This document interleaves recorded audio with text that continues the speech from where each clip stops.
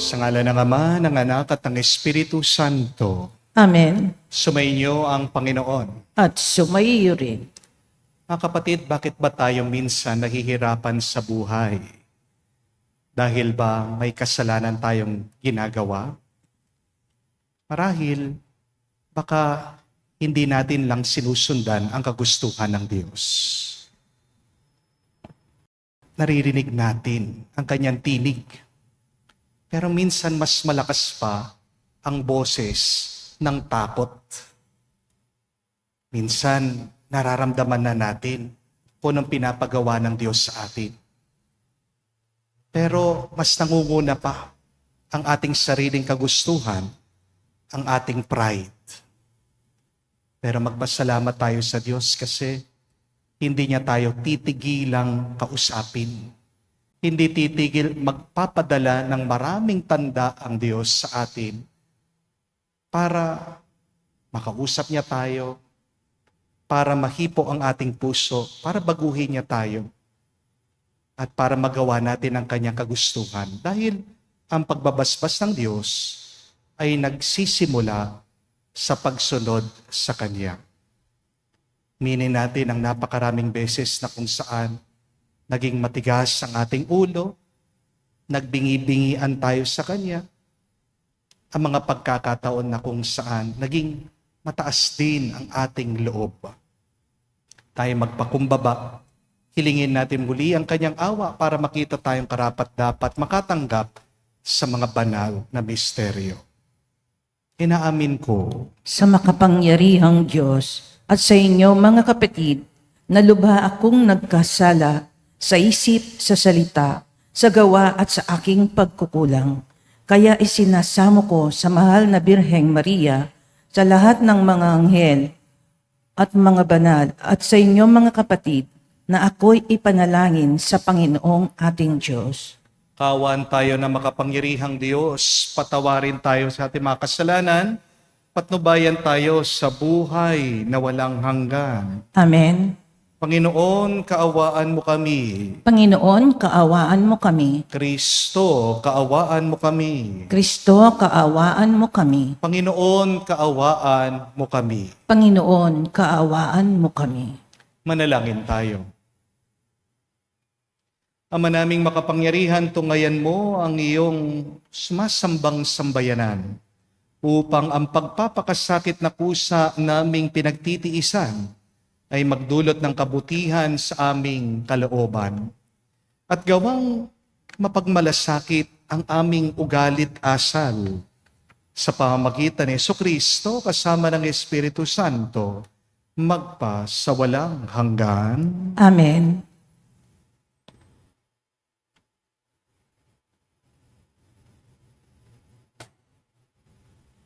Pagbasa mula sa aklat ni Propeta Jonas. Sinabi uli ng Panginoon kay Jonas, "Pumunta ka sa lungsod ng Ninive at ipahayag mo ang mga ipinasasabi ko sa iyo." Nagpunta nga si Jonas sa Ninive. Malaki ang lungsod na ito. Aabutin ng 3 araw kung lalakaring pabagtas. Siya'y pumasok sa lungsod. Pagkaraan ng maghapong paglalakad, malakas niyang ipinahayag, gugunawin ang Ninive pagkaraan ng 40 araw. Naniwala ang mga taga roon sa pahayag na ito mula sa Diyos. Kaya nag-ayuno sila at nagdamit ng sako bilang tanda ng lubos na pagsisisi at pagtalikod sa kanilang mga kasalanan. Nang mabalitaan ito ng hari ng Ninive, bumaba siya sa kanyang trono, naghubad ng balabal, nagdamit din ng sako, at naupo sa abo. At ipinasabi niya sa mga taga Ninive, ito'y utos ng hari at ng kanyang mga pinuno, walang kakain isa man, wala ring iinom, maging tao o hayop. Lahat ng tao at hayop ay magdamit ng sako. Taimtim na manalangin sa Diyos ang bawat isa. Pagsisihan ng lahat ang nagawa nilang kasalanan at talikdan ang masamang pamumuhay. Baka sa paraang ito'y mapawi ang galit ng Diyos. Magbago siya ng kanyang pasya at hindi na ituloy ang balak na paglipol sa atin. Nakita ng Diyos ang kanilang pagtalikod sa kasamaan, kaya hindi na itinuloy ang paggunaw sa Ninive.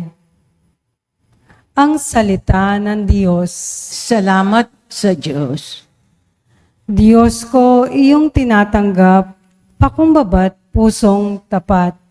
Diyos ko, iyong tinatanggap, pakumbabat, pusong tapat.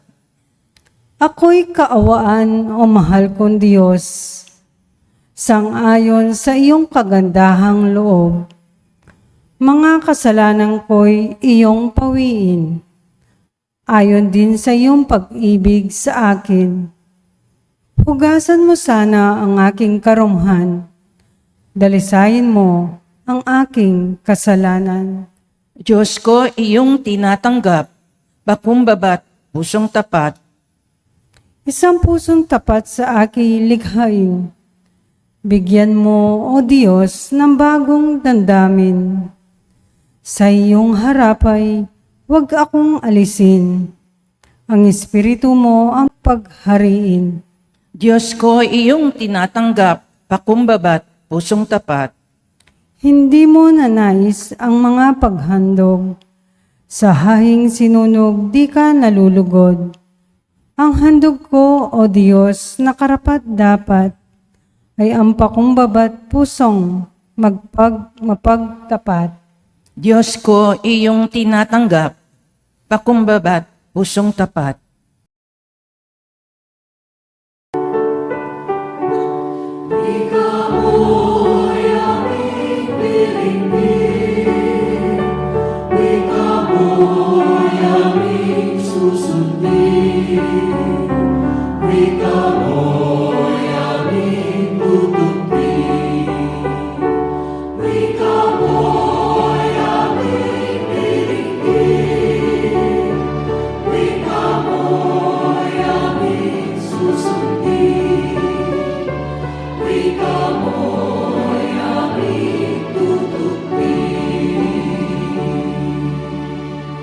Magsisi tayong mataos, halinang magbalik loob, sa mapagpatawad na Diyos, sa Kanya tayo'y dumulog at manumbalik ng lubos.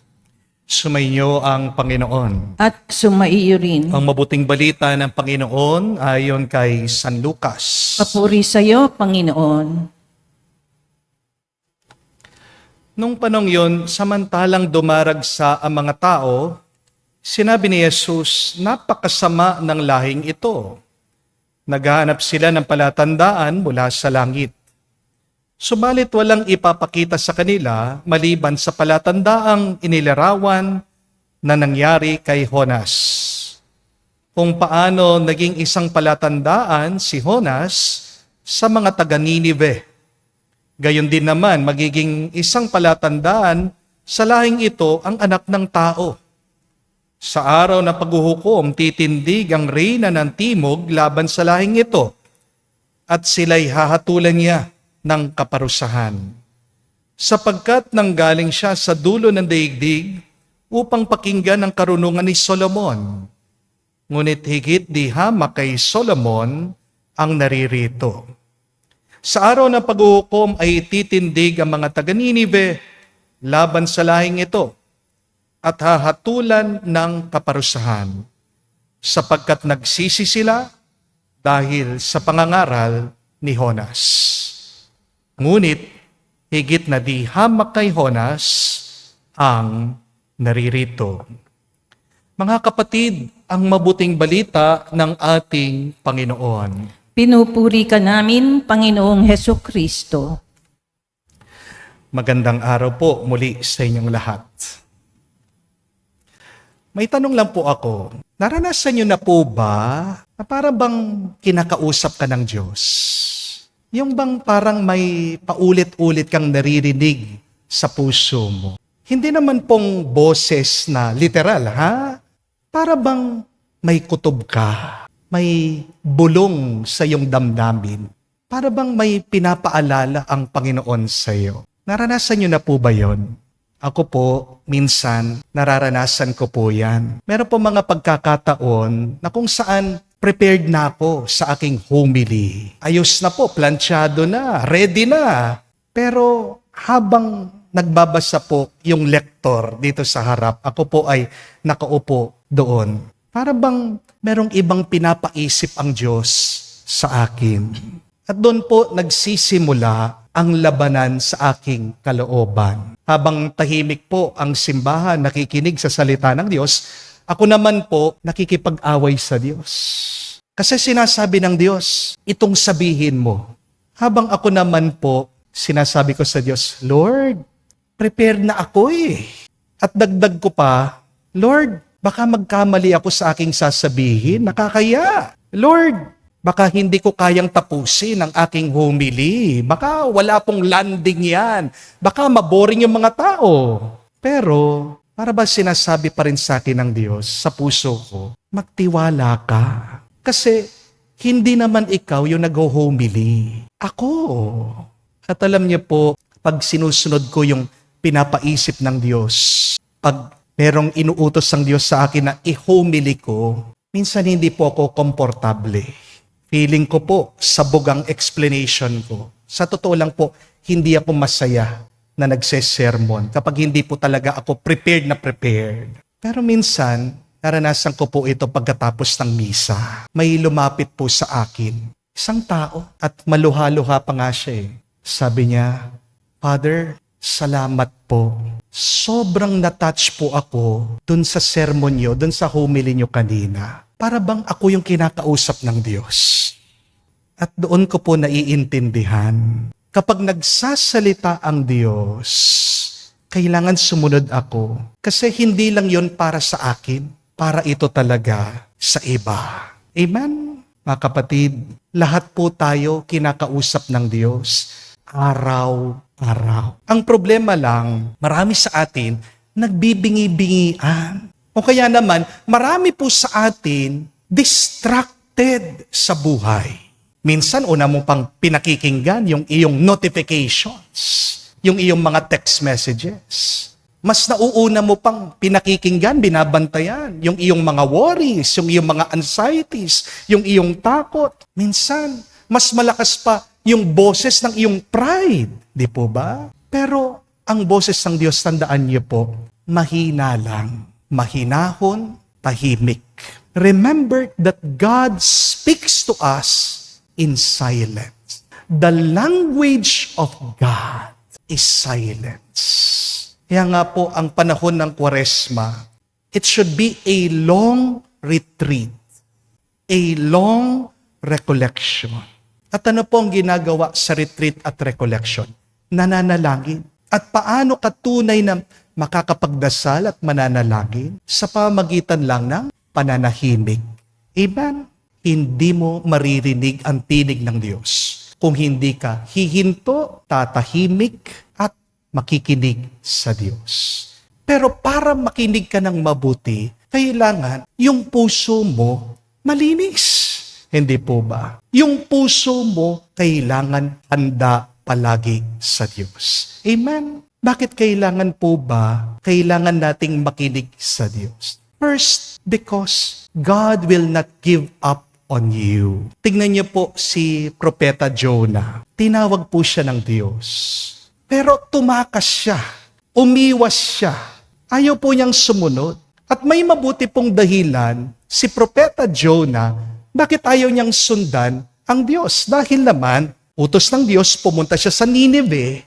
Baka hindi niya po kilala yung mga tao ng Nineveh. Mga berdugo po yan. Napakarahas po ng mga army niya, ng mga sundalo niya. Pag daw pumapatay sila, pinupugutan yung ulo ng mga kalaban nila. Tinutuhog o kaya naman gumagawa sila ng pyramid ng mga ulo ng mga tao. Kinakatakutan sila nung unang panahon. Kaya nga po, maiintindihan natin bakit ayaw ni Propeta Jonas. Nangangamba siya para sa kanyang buhay. Pero kahit na nagtago daw po itong propeta, tumigil ba ang Diyos? Hindi. Sinundan daw siya ng Diyos. Kahit na nagtago siya doon sa barko, sa bangka, nagpadala pa daw ng isang unos, isa pong bagyo ang Diyos. Pansinin niyo po yun mga kapatid. Minsan ang bagyo natin sa buhay, hindi naman po yan parusa. Kapag binibigyan ka ng problema ng Diyos, ginigising ka lang ng Panginoon. Amen? Bakit kanya ginigising? Kasi gusto niya makinig ka sa Kanya at sa pamamagitan ng pakikinig mo sa Kanya, babasbasan Kanya. Napakaganda nga po ng umpisa ng unang pagbasa. The first reading told us that the word of God came to Jonah a second time. Pangalawang beses na kinausap ng Diyos si Jonah. At salamat sa Diyos sa mga second chances. Minsan pa nga, pagdating po sa atin, hindi lang second chance, 100 chances na. Yung iba siguro sa atin, meron ng 1,000 chances. Pinasalamatan na ba natin ang Diyos sa napakaraming pagkakataon na binigay niya sa atin? Kapatid, kung hindi ka makikinig kasi sa Diyos, hindi ka magkakaroon ng pananampalataya. Because faith is formed by listening. Remember that. I will repeat that. Faith is formed by listening. And when you have faith, what did Jesus teach us? You can move mountains. Without faith, you cannot do the impossible. So it means that the impossible begins by listening clearly and by following the Word of God. Amen? Kapatid, makinig ka sa Diyos. Hindi ka niya titigilan. Makinig ka at sumunod ka agad sa Diyos para hindi na siya magpadala ng bagyo at problema sa iyo. Di po ba? But secondly, listen to God. Because God will use you to bless other people. Ito po ang hindi agad naintindihan ni Propeta Jonah. Akala niya, personal na mission lang ang pinapagawa ng Diyos sa kanya. Ang hindi niya alam, isang buong lungsod, isang buong bansa ang nakasalalay sa pagsunod niya. Hindi ko po makalimutan ito. Meron pong isang negosyante ang nagbigay ng testimonya ng kwentong ito. Habang daw po itong businessman, nagmamaneho siya sa expressway. May nakita po siya kalayuan, isa pong sasakyan nakahinto. At naramdaman po niya sa kanyang loob. Parang binubulungan daw siya ng Diyos. Huminto ka. Lapitan mo yung coaching yun. Kumustahin mo yung nakasakay. Ito pong businessman, siyempre, meron siyang trabaho, meron po siyang meeting, nagmamadali siya, umaayaw siya. Pero paulit-ulit pa rin po talagang kinakain ang kanyang konsensya. Hanggang pumayag siya, huminto daw yung negosyante doon sa likuran ng kotse. At paglapit po niya doon sa sasakyan, alam niyo nakita niya, dalawang maliit na bata nandoon po sa backseat. At yung nandun sa manibela, isa pong babae, yung nanay, tulala, nakatingin lang diretsyo sa daan. At ito pong negosyante, kinatok yung pong window. tinatanong, Ma'am, okay lang po ba kayo? May problema po ba? Ano po yung maitutulong ko? Binaba daw po ng babae yung window niya. Tumiiyak siya, humahagulgol. Alam niyo, sabi niya, alam niyo po, gusto ko na magpakamatay. Pinakita niya yung baril, nasa hita niya. Sabi niya, pero bago ko iputok yung baril, bago ako mag-suicide, nagdasal muna ako sa Diyos. Sabi ko, Lord, bigyan niyo ako ng sign. Kung meron pong isang tao na hihinto, kukumustahin ako, magpapatuloy po ako, lalaban pa rin ako. Sabi ng babae, salamat po, hinintuan niyo ako. Kayo ang sign ng Diyos. Mga kapatid, isang paghinto lang yon. Isang pakikinig lang sa Diyos. Merong buhay na naligtas. Kaya, wag mong mamaliitin ang bulong ng Diyos sa iyong buhay. Hindi mo alam, meron kang natutulungan, meron kang naliligtas na tao. Remember, obedience can change many lives. The grace of God flows when a person becomes obedient to Him. Yan nung sumunod po si Jonah, narinig po natin. Yung mga tao daw na nakarinig, agad po nagbalik loob sa Diyos.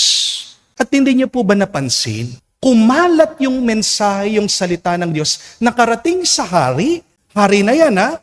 Sino pong makakaisip na bumaba daw siya sa trono niya, inalis niyang balabal niya, inalis niya yung magara niyang damit, umupo daw po sa abo, siya'y nagsisi, siya'y nag-ayuno, nagbalik loob sa Diyos. Yun po ang milagro ni Jonah. Yan ang milagro pag sumusunod ka sa kagustuhan ng Diyos. Kumakalat ang grasya. Kumakalat ang bendisyon ng Diyos. Isang tao lang ang sumunod. Sipin nyo, isang buong lungsod, isang buong bansa ang nagbago. Paano pa kaya kung tayong lahat, sabay-sabay tayong sumusunod sa Diyos? Mas marami pang grasya at himala ang ating mararanasan. Amen?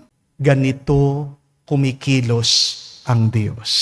Hindi kailangan ng Diyos ang napakaraming tao. Ang kailangan lang ng Diyos, isang tao na marunong makinig, marunong sumunod sa Kanya. Amen? Hari nawa, pinagdarasal ko, isa ka sa marunong makinig, marunong sumunod sa Diyos. Kaya sa banal na misa pong ito, maganda pong pagmunihan. Tanong natin sa ating sarili, ano ba ang mensahe ng Diyos na matagal ko nang iniiwasan? Sino yung taong kailangan kong patawarin? May kasalanan ba akong kailangan ko ng talikuran, iwanan? May tawag ba ang Diyos sa akin na matagal ko nang tinatakbuhan? Sino yung tao na kailangan kong kumustahin o kausapin? Kapatid, huwag na nating hintayin na magkaroon ng bagyo sa ating buhay bago tayo makinig sa Diyos. Amen? Huwag mo nang hintayin na ikaw ay masaktan, magkaroon ng problema o pagsubok bago ka sumunod sa Diyos. Tandaan natin, God speaks quietly, but His message saves loudly. Kapag nagsalita ang Diyos, we listen, we trust, and then we act. Because when God speaks to you, He is not only changing your life, God is using you. Kaya kapag dumating muli ang salita ng Diyos sa inyo pong puso, huwag mo nang ipagpapaliban. Sumunod ka na. Nauna, dahil baka ikaw ang hinihintay na sagot ng dasal ng ibang tao. Amen. Tumayo po tayo, alay po natin sa Diyos ang ating mga dasal at panalangin.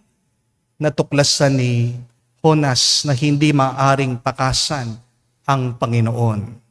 Tumawag tayo ngayon sa Diyos, Ama, upang hingin ang biyaya ng pagbabagong buhay at matatag na pagtitiwala sa panawagan ni Kristo na magsisi sa kasalanan. Ating sabihin, Panginoon, dinggin mo kami.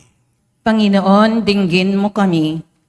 Ang mga pinuno ng simbahan, naway maging puspusan sa kanilang pangangaral ng mensahe ng Diyos tungkol sa pagsisisi sa kasalanan sa mga naghahanap sa Panginoon ng buong puso. Manalangin tayo sa Panginoon. Panginoon, dinggin mo kami. Ang panahong ito naway maging pagkakataon ng pagbabago at pagbabalik loob sa Diyos. Manalangin tayo sa Panginoon. Panginoon, dinggin mo kami. Tulad ng mga mamamayan ng Nineve, naway itakwil natin ang masamang gawi at lumapit sa Diyos ng may kababaang loob at pagsisisi. Manalangin tayo sa Panginoon. Panginoon, dinggin mo kami. Sa katahimikan po ng ating puso, banggitin natin ngayon sa Diyos ang ating mga personal na pangangailangan. Ama naming binigay mo ang simbolo ni Jonas bilang pahiwatig sa pagdating ng iyong anak. Kung paanong simula sa kawalang hanggan ay niloob mo ang kanyang muling pagkabuhay, isama mo kami sa kanya magpakailanman.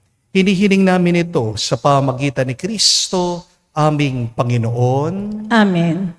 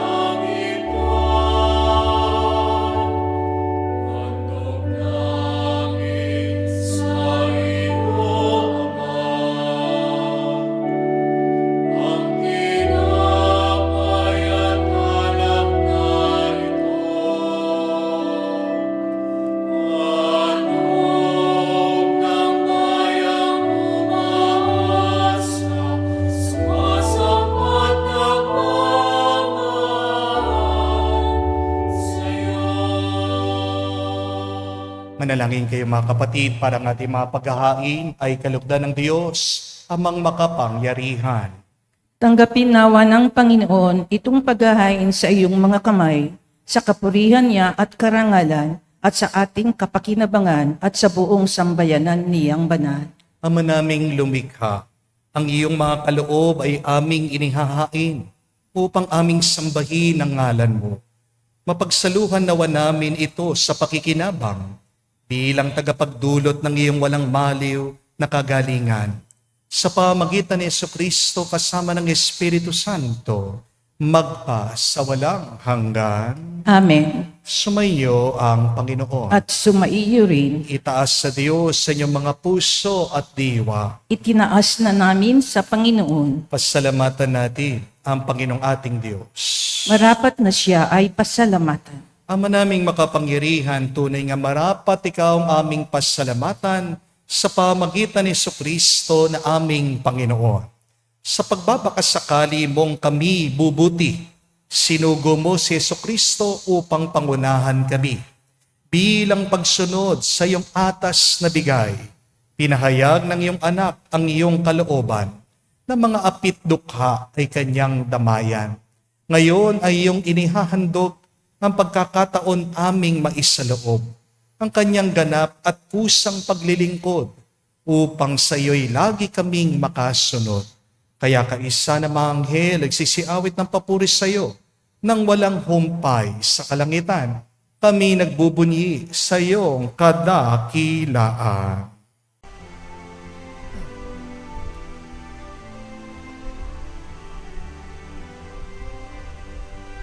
Santo, Santo, Santo, Panginoong Diyos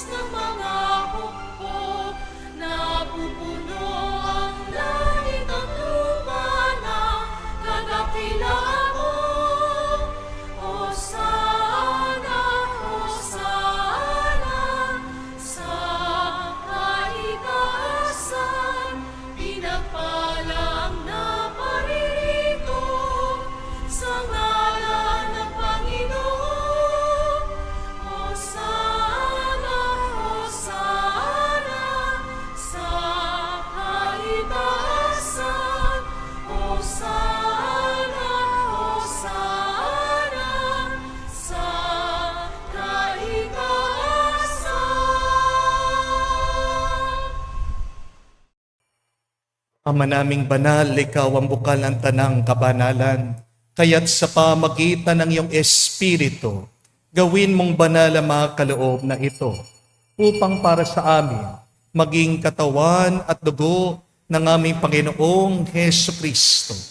Bago niya pinagtiis ang kusang loob na maging handog, hinawakan niyang tinapay, pinasalamatan kanya, pinaghati-hati niya iyon, inabot sa kanyang malagad at sinabi, tanggapin ninyong lahat ito at kanin. Ito ang aking katawan na ihahandog para sa inyo.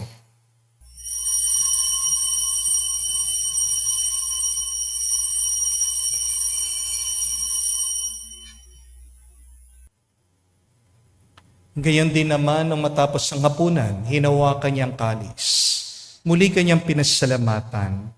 Nabot niya ang kalis sa kanyang malagad at sinabi, tanggapin ninyong lahat ito at inumin. Ito ang kalis ng aking dugo, ng bago at walang hanggang tipan. Ang aking dugo na ibubuhos para sa inyo at para sa lahat, sa ipagpapatawad ng mga kasalanan. Gawin ninyo ito sa pag-alaala sa akin.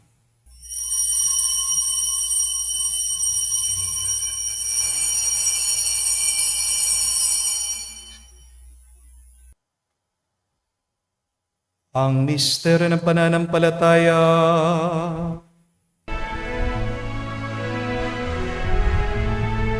Sa krus mo at pagkabuhay, kami natubos mong tunay. Oong Jesus, naming mahal, iligtas mo kaming tanan, ngayon at magpakailanman. Ama, ginagawa namin ngayon sa pag-alaala ang pagkamatay muling pagkabuhay ng iyong anak. Kaya tinialay namin sa iyong tinapay nagbibigay buhay at ang kalis na nagkakaloob ng kaligtasan. Kami nagpapasalamat dahil kami iyong minarapat na tumayo sa harap mo para maglingkod sa iyo. Sinasamo namin kami magsalo-salo sa katawan at dugo ni Kristo ay mabuklod sa pagkakaisa sa pamagitan ng Espiritu Santo. Amalingapin mong iyong simbahan, laganap sa buong daigdig. Puspusin mo kami sa pag-ibig. Kaisa ni Leon ang aming Santo Papa, si Florentino aming Arsobispo at ng Tanang Kaparian. Alalahanin mo rin ang aming mga kapatid na nahimlay, may pag-asang sila'y muling mabubuhay. Gayon din naman lahat ng mga pumanaw. Kawan mo't sila't patuloyin sa iyong kaliwanagan. Kawan mo't pagindapatin kaming lahat, makasalo sa iyong buhay na walang wakas. Kaisa na mahal na Birhen Maria, Ina ng Diyos. Kaisa ni San Jose, ang kanyang malwalhating esposo. Kaisa ng mga apostol at lahat ng mga banal na namuhay dito sa daigdig na kalugod-lugod sa iyo. May pagdiwang nawa namin ang pagpupuri sa ikararangal mo sa pamagitan ng iyong anak, aming Panginoong Heso Kristo.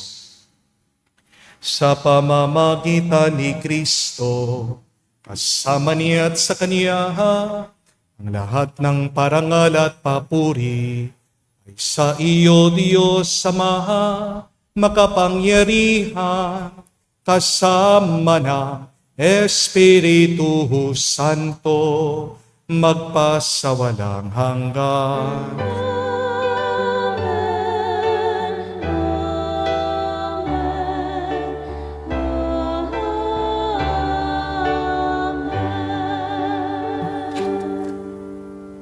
Sa nakagaling na utos at turo ni Jesus sa Panginoon natin at Diyos, ipahayag natin ang lakas, loob.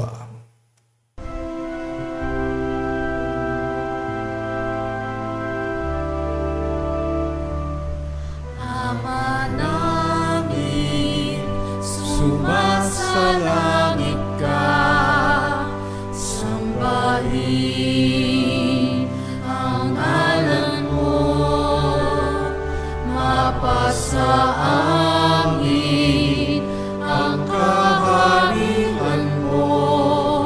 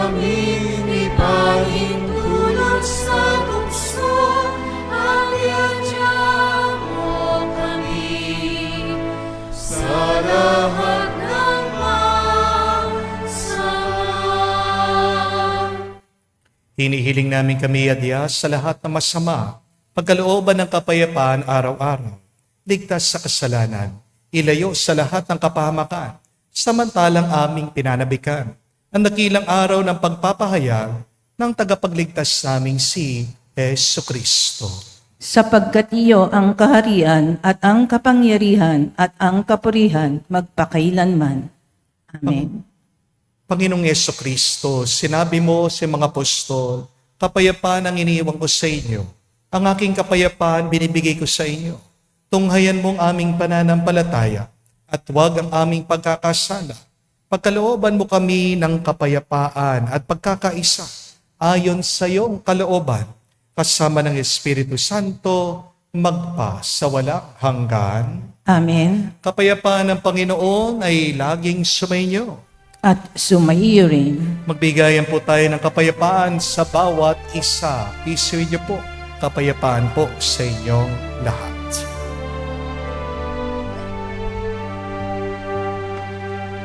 Cordero ng Diyos na nag-aalis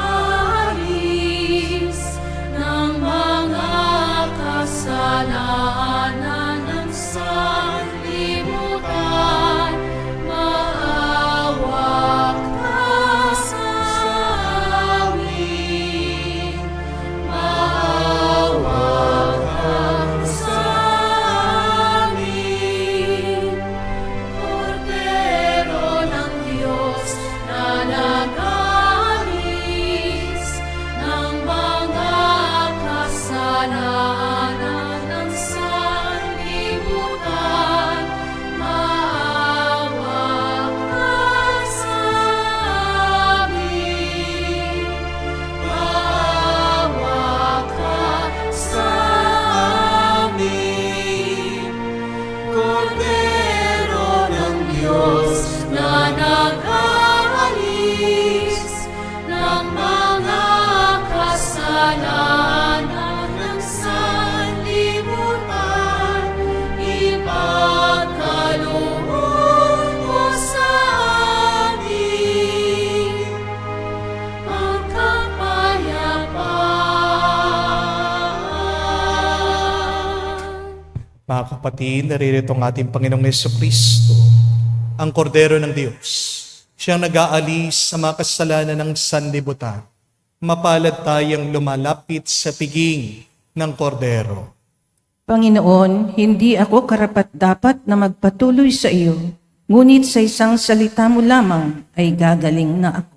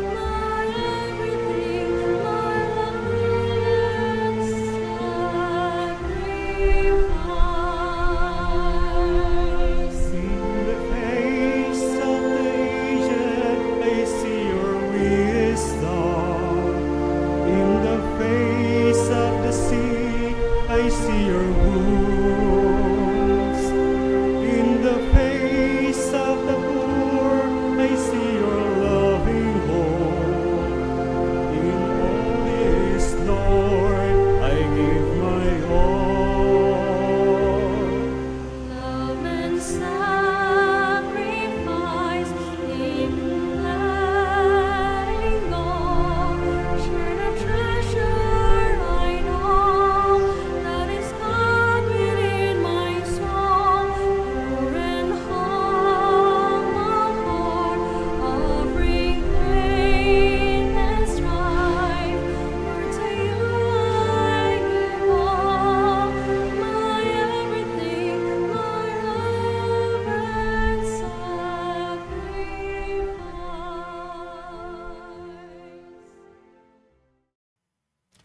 Manalangin tayo.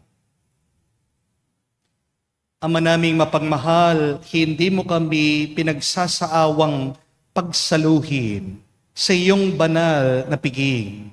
Ipagkaloob mong pakinabangan namin ang iyong lakas at buhay na walang maliw sa pamagitan ni Jesucristo kasama ng Espiritu Santo magpa sa walang hanggan.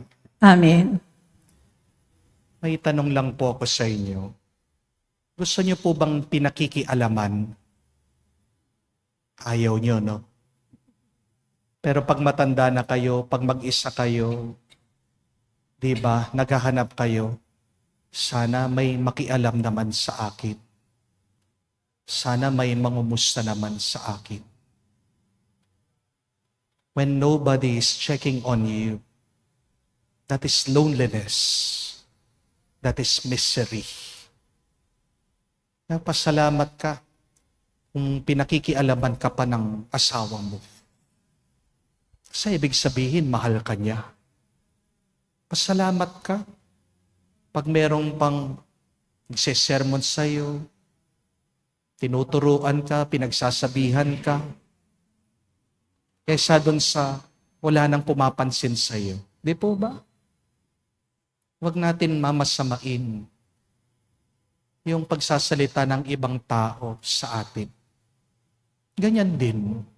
Huwag natin mamasamain at pahalagan natin ang paulit-ulit na tawag at tinig ng Diyos sa ating mga puso. God loves us.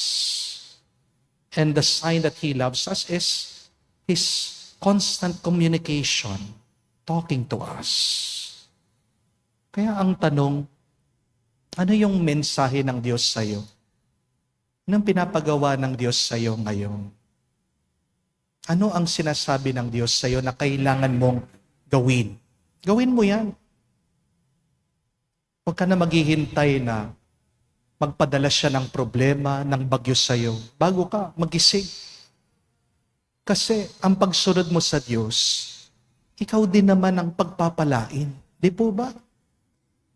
At pag sumunod ka sa Diyos, kita nyo, balikan nyo yung kwento ni Jonah. Ang daming taong pinagpala, ang daming taong benendisyonan ng Diyos. Obey so that the grace of God will flow. What does the Lord wants you to do today? May that be our assignment for today. Sumunod sa Diyos at susunod na aapaw ang kanyang pagpapala, ang kanyang grasya. Gamit ka, gamit ang buhay mo. Sumainyo ang Panginoon. At sumaiyo rin. At kayo'y basbasan ng Diyos, makapangyarihan sa lahat, sa ngalan ng Ama, ng Anak, ng Espiritu Santo. Amen. Ang ating misa'y natapos na. Humayo kayo sa kapayapaan ni Kristo. Salamat sa Diyos.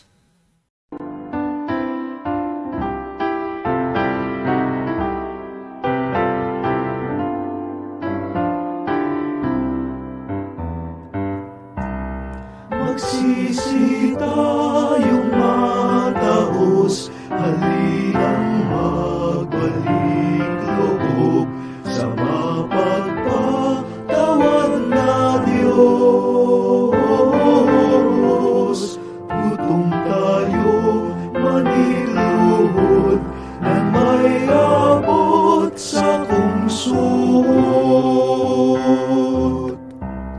Sa pagitan ng pasukan at dambana ng simbahan, saserdote mag-iyakan. Panginoon, iyong bigyan ng patawad ang iyong bayan.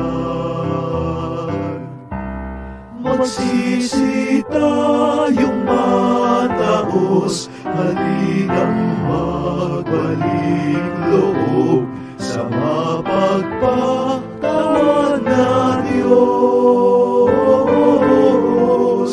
Gutom tayo, maligluhod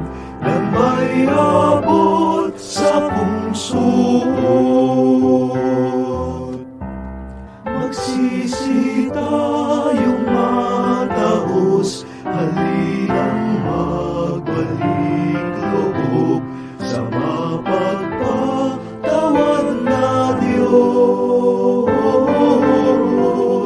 Gutom tayo, maniluhod, na may abot sa kungsod. Sa pagitan ng pasukan at dambana ng simbahan, saserdote mag-iyakan. Panginoon, iyong bigyan ng patawad ang iyong bayan. Magsisi tayong mataos, halinang magbalik loob sa mapagpatawad na Diyos. Gutom tayo, maligluhod, nang may abot sa pungsod. Magsisi tayong mataos, halinang magbalik loob sa mapagpatawad na Diyos. Gutom tayo, maniluhod, na may abot sa kungsod. Sa pagitan ng pasukan at dambana ng simbahan, saserdote mag-iyakan. Panginoon, iyong bigyan ng patawad ang iyong bayan.